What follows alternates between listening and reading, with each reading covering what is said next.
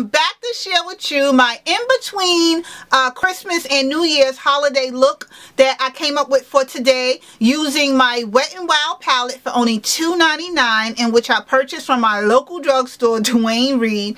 And the name of the palette is called Enlisting for Beauty, which is what I'm wearing on my eyes right now.